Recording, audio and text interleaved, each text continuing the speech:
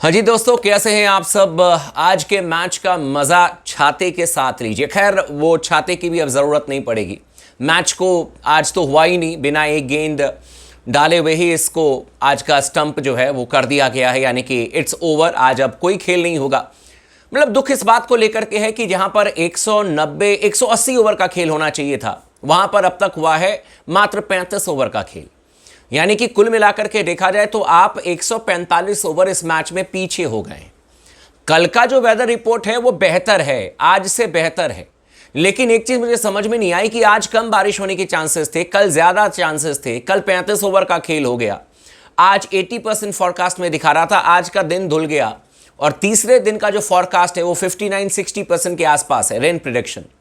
अगर कल भी मैच नहीं हुआ फिर तो ये मैच ड्रॉ हो जाएगा गुरु, फिर तो अपने हाथ में कुछ है नहीं।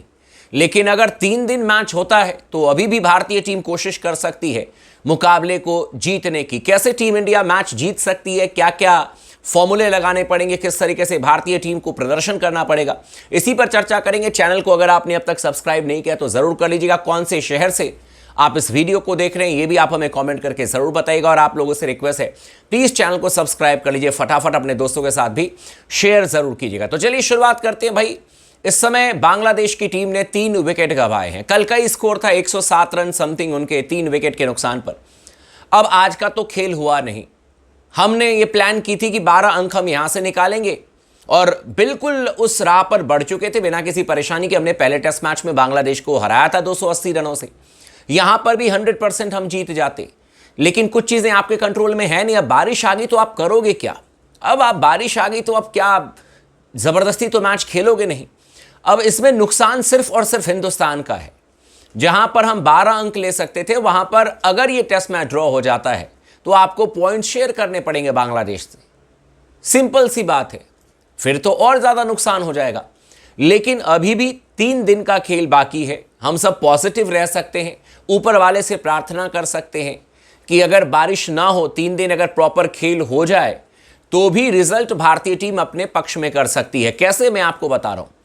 अगर आपने मान लीजिए, सबसे पहले तो आप ये मान करके चलें कि 3 दिन बारिश नहीं होगी। अगर बारिश होगी तो फिर सारे प्लानिंग आपके धरे के धरे रह जाएंगे, वो प्लानिंग बारिश के साथ ही धुल जाएगी।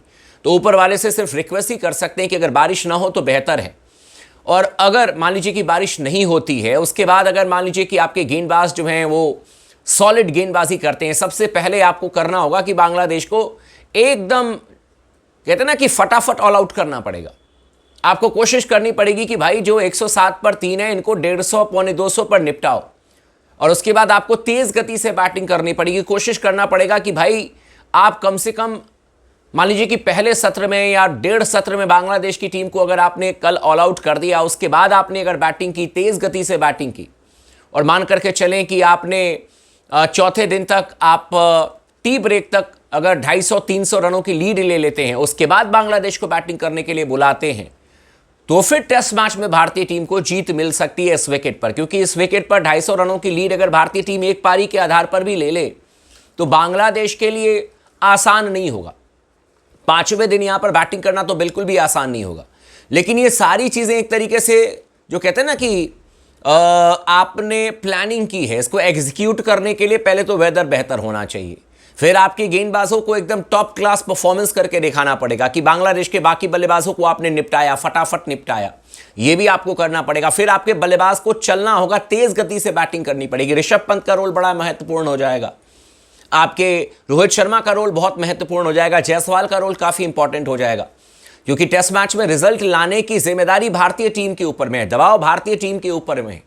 आज जो मैच नहीं हुआ एक तरीके से बांग्लादेश की जीत है। बांग्लादेश तो ये सोचकर आया था कि इस मैच में भी 12 अंक चले जाएंगे, लेकिन मैच नहीं होना उनके पक्ष में गया है। अब रिजल्ट आपको लेकर के आना है और रिजल्ट लाने के लिए अब आपको रिस्क लेना पड़ेगा। कोशिश कीजिए बांग्लादेश को 3 दिनों में, जो 3 दिन का खेल है उसमें निपटाने की जल्द से जल्द, और ऊपर वाले से प्रार्थना करें कि बारिश ना हो। क्योंकि अब अगर बारिश हो गई और एक आध सत्र का और खेल खत्म हो गया तो गुरु फिर रिजल्ट आना बड़ा मुश्किल है कि नहीं। आप लोग भी मेरे ख्याल से इस बात से सहमत होंगे। इसीलिए अगर बारिश नहीं होती है, 3 दिन का खेल होता है, क्योंकि एक्सटेंशन भी मिलेगा।